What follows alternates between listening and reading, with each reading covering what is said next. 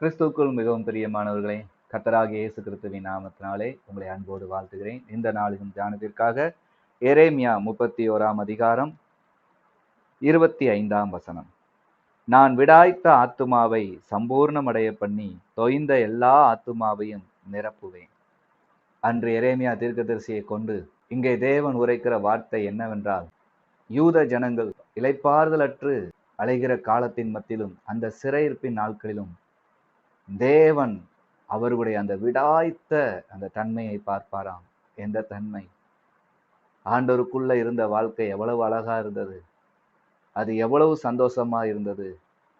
ஆனால் ஆண்டவருடைய கட்டளையும் ஆண்டவருடைய ஒவ்வொரு வார்த்தைகளையும் நாம் உதறி தள்ளிவிட்டு நம்முடைய சுகபோகத்தின் வாழ்க்கையிலே வாழ்ந்ததினாலே இப்படிப்பட்ட அடிமைத்தனம். அது மாத்திரம் அல்ல, நாம் தேவனை ஆராதித்த அந்த ஆராதனை, கூப்பிட்ட நாளில் தேவன் நமக்கு பதில் கொடுப்பாரே, எல்லாவித யுத்தங்களையும் கர்த்தரே முன்னின்று நடத்தினாரே, நம்மையும் நம்முடைய குடும்பங்களையும் நம்முடைய ஆத்துமாக்களையும் அவ்வளவாய் ஆதரித்து பாதுகாத்து வந்த தேவன், அந்த தேவனே எனக்கு போதும் என்று திரும்பவும் இந்த யூதர்கள் நோக்கி பார்ப்பார்களாம். அப்படி பார்க்கிற வேளைகள்ல அந்த ஆத்துமாவை ஆண்டவர் என்ன பண்ணுவாராம்? அந்த விடாய்த்து போன காலங்கள் எத்தனை காலங்கள்.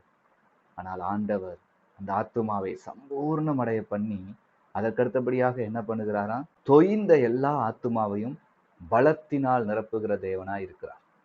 அதாவது மீண்டும் சங்கீதம், மீண்டும் பிரமாணங்களை கைக்கொள்ளுதல், மீண்டும் கர்த்தருக்கு பயந்து நடக்கும்போது சுற்றி இருக்கிற எல்லா நெருக்கங்களின் மத்தியிலும் தேவன் துணை நின்று நடத்துகிற அந்த ஒரு ஆச்சரியத்தை எல்லாரும் பார்த்து வியக்கத்தக்க அளவுக்கு தேவன் அவர்களை தேவ பலத்தினால் நிரப்ப வல்லவராகவும் இருக்கிறேன் என்று இங்கு சொல்லுகிறார். ஆகவேதான் விடாய்த்த ஆத்துமாவை நான் சம்பூர்ணமடைய பண்ணி தொய்ந்த ஆத்துமாக்களை எல்லாம் நிரப்புவேன் என்று. ஒருவேளை கர்த்தரை விட்டு தூரம் போன சூழ்நிலை நீங்க இருப்பீங்கன்னா இன்னைக்கு ஆண்டவரை நோக்கி பாருங்க. கர்த்தருடைய சமூகத்துக்கு நீங்க வந்த நாளும், வேதத்துல பிரியமா இருந்த நாளும், உங்களுடைய வாழ்க்கை எவ்வளவு ஜெயமா இருந்தது, உங்களுடைய ஆத்துமா எவ்வளவு சந்தோஷமா இருந்தது.